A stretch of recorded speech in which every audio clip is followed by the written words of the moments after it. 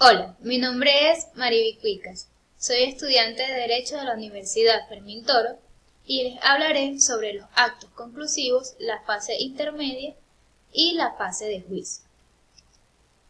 Los actos conclusivos, como su nombre lo indica, son los actos que tienen como función concluir o cerrar una investigación que se inició por la comisión de un hecho punible o de un delito. Estos actos conclusivos pueden ser tres: el archivo fiscal, el sobreseimiento y la acusación. Los actos conclusivos los puede decretar el fiscal del Ministerio Público luego de finalizada la investigación del hecho punible y de analizada. Esto lo puede hacer en la fase preparatoria. El archivo fiscal es decretado por el Ministerio Público cuando la investigación no arroja la información suficiente para poder culpar o poder acusar al imputado. Para que pueda proceder el archivo fiscal, debe haberse hecho la investigación dentro de los lapsos establecidos por la ley. Cabe destacar que este acto conclusivo no perjudica que en un futuro se pueda reabrir la investigación, ya sea porque se encontraron nuevas pruebas o nuevos elementos de convicción que impliquen al imputado. El archivo fiscal ordena inmediatamente el cese de las medidas cautelares dictadas o decretadas en contra del imputado. Esto debe hacérsele saber a la víctima del delito, ya que si lo considera pertinente puede dirigirse al juez de control para pedirle o solicitarle que examine los fundamentos de la medida. El sobreseimiento. Este acto conclusivo puede ser decretado por un juez por previa solicitud de un fiscal del Ministerio Público, siempre y cuando se cumplan con algunos de los siguientes supuestos: que no hayan suficientes pruebas o no se pudo demostrar el delito, por lo que no se puede culpar al imputado; que se haya generado la prescripción de la acción penal; que no se puedan agregar más datos a la investigación y por lo tanto no haya una base para inculpar al imputado; o cuando el hecho imputado no tiene carácter penal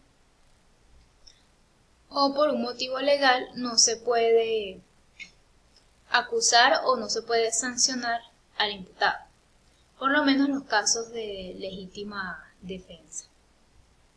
El sobreseimiento puede decretarlo el juez a los 45 días luego de hecha la solicitud por parte del fiscal del Ministerio Público. Puede rechazarlo o puede admitirlo. La acusación. Esta es realizada por el fiscal del Ministerio Público cuando considera que tiene motivos suficientes para enjuiciar al imputado públicamente. Se debe presentar por escrito al juez de control lo siguiente: los datos que identifiquen y ubiquen a la víctima, los datos que identifiquen y ubiquen al imputado o la imputada, y el nombre y domicilio del defensor del imputado. Una relación clara, precisa y que esté relacionada circunstancialmente con el delito o con el hecho punible. Los motivos que fundamentan esta imputación, la indicación de las pruebas que muestran que el delito se consumó y además que implican a la persona que se está acusando, es decir, al imputado. La indicación de los artículos del Código Penal o reglamentos correspondientes donde se encuentra tipificado como delito de prisión el hecho punible por el que se está acusando al imputado. El ofrecimiento de las pruebas que se presentan en el juicio y se demuestra con qué se relaciona cada prueba, y la solicitud de enjuiciamiento del imputado. Ahora bien, la fase intermedia del proceso penal. Esta inicia o comienza con la presentación de la acusación formal por parte del fiscal del Ministerio Público ante el Tribunal de Control, donde indica quién es el partícipe o el supuesto partícipe del delito.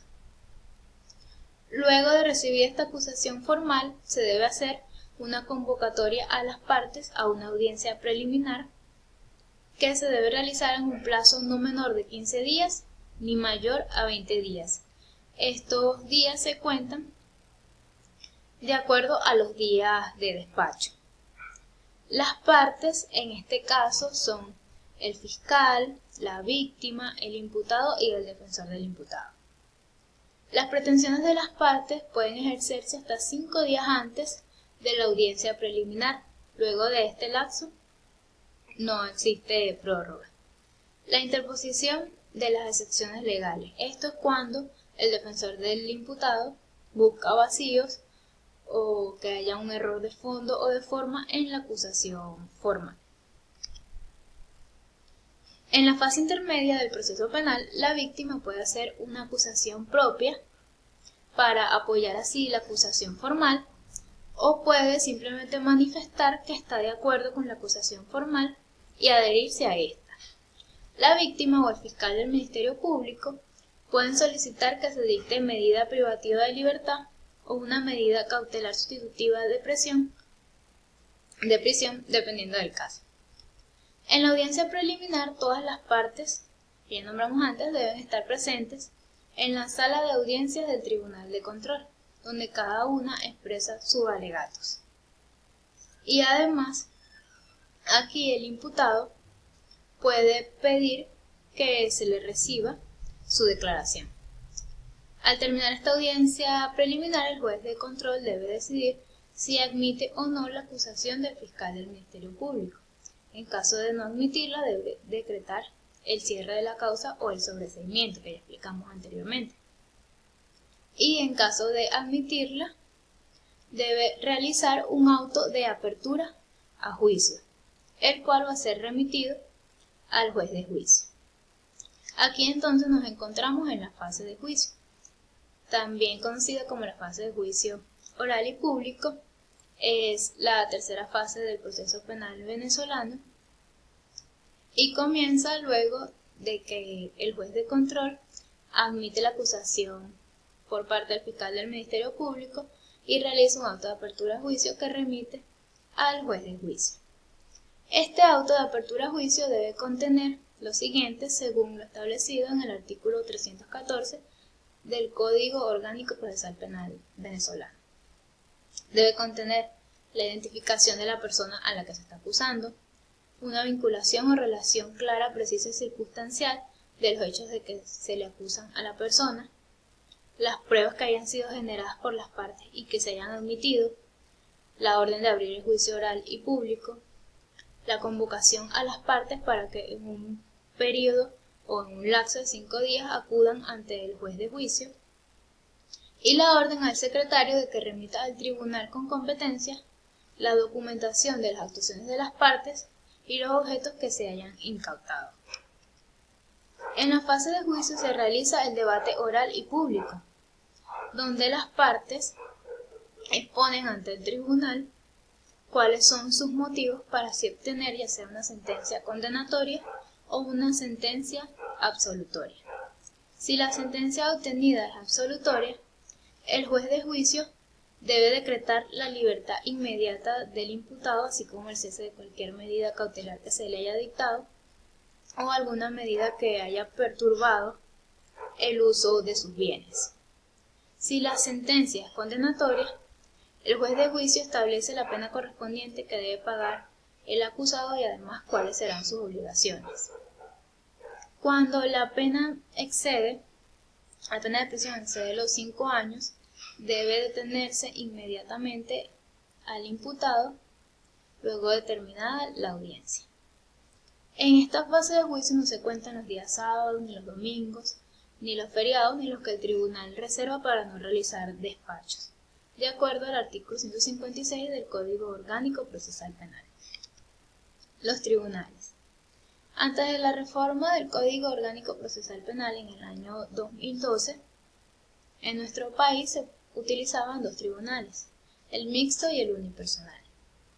El tribunal mixto se usaba cuando la pena era mayor a 4 años en su límite mínimo y luego de constituido se fijaba la fecha del juicio oral y público.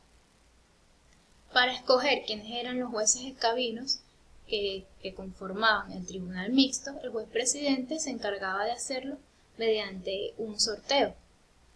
Se elegían los 2 primeros como los jueces escabinos titulares y los demás que seguían como los jueces escabinos suplentes, de acuerdo al orden que iban saliendo. Esto estaba establecido en el artículo 163 del Código Orgánico Procesal Penal. En la actualidad solamente en nuestro país se trabaja con el tribunal unipersonal, ya que el tribunal mixto ha sido derogado. Antes, cuando no había sido derogado, se utilizaba el tribunal unipersonal cuando la pena no sobrepasaba en su límite máximo los 4 años de prisión, cuando el delito no ameritaba pena privativa de la libertad, cuando se hacía para aplicar procedimientos a delitos menores o procedimientos de calificación en flagrancia.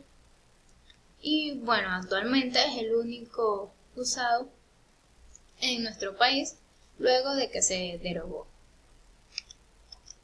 Bueno, espero haya sido de su entendimiento y agrado. No me queda más nada que decir que gracias por su atención prestada.